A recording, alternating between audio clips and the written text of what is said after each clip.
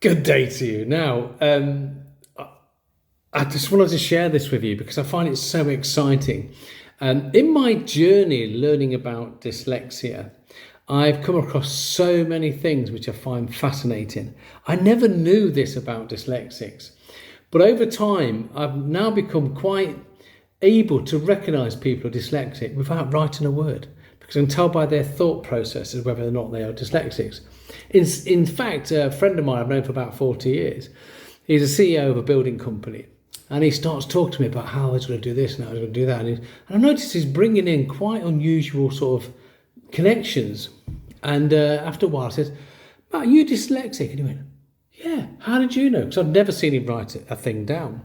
So over this time of me developing Lan-gu-ag-E, I've become very interested in the subject of dyslexia itself.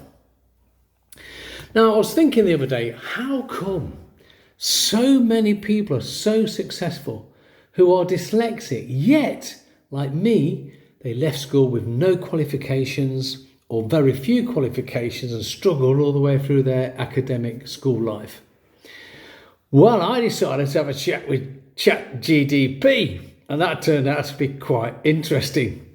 So I said to ChatGDP, I said, "Look, why is it so many people are doing well and 40% of entrepreneurs are dyslexic? How come they succeed so well when only 10% of people are dyslexic? And what is it about them that gives them this kind of perseverance?" Well, ChatGPT first of all came back to me and said, "Well, basically, because we struggled at school, we therefore built this resilience and strength around, struggling." Now, the thing is, I think it says here, adversity hypotheses, struggle builds strength. Now, this can't be the case. And I said to ChatGPT, "Look, this cannot be right, because all areas of neurodiversity would therefore be represented in that very successful bracket of entrepreneurs." So it came back, which I quite liked actually, quite funny, and he said, "That's a fantastic point. If early struggle alone created resilience and success, then all neurodivergent individuals, e.g. those with ADHD, autism or other learning difficulties, would have similar overrepresentation in self-made millionaires and entrepreneurs." So I then said, "Look, give me some studies to show why and how this happens." Well, there was lots of studies it gave me. And it says here, the dyslexic brain connectivity, stronger pathways for problem solving and persistence. Recent neuroscience suggests that dyslexic brains have stronger connectivity between the right hemisphere and the front lobal brains. That obviously isn't the answer, but what I found, I'm not going to read the whole lot, for there's loads here, and when you're dyslexic, it's quite hard to read without making a mistake. So I'm not going to read loads here.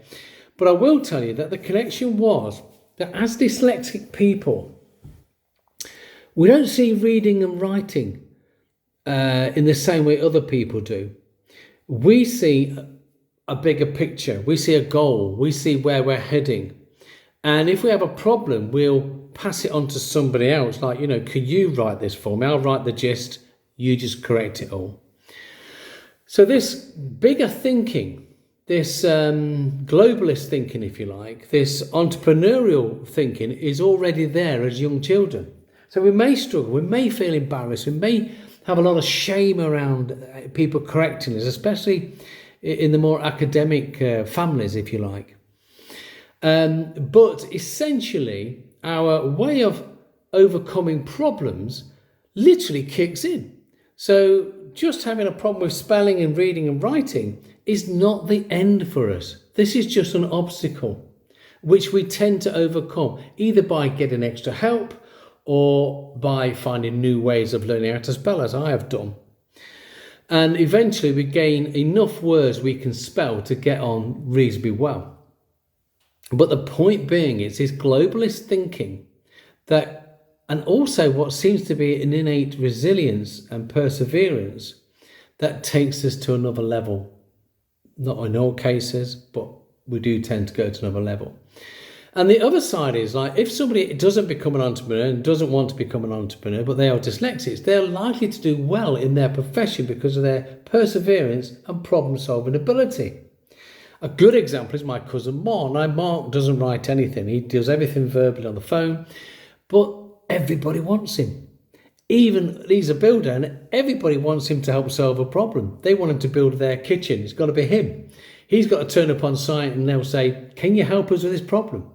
So even in that case where the person hasn't become a multimillionaire and, an entrepreneur, they're still valued in their profession because of this almost love of problem solving. When I get problems to solve, I'm getting excited, and this is why we are so valuable in society, why we need more people in high positions who are dyslexic. But I'm in danger of going on because I'm very excited about this subject. But I hope that's helped you, if you're dyslexic, understand yourself a little bit more, and give you a little bit more, I suppose, pride in a way, about the fact that, when you're dyslexic, you do have a bit of an edge. Now, I personally don't see myself as intelligent. In fact, when I'm in a room full of academics, it all goes over my head.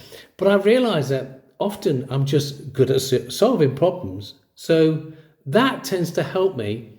My dyslexia is, in fact, my main intelligence, is what I'm trying to say. So that gives me a sense of pride and, I suppose, trust. So if you have a child or you have dyslexia, have some trust in yourself, believe in yourself more, and be proud of the fact that you're dyslexic. It's actually, in my opinion, a superpower. Anyway, I'm going on. Take care. Bye.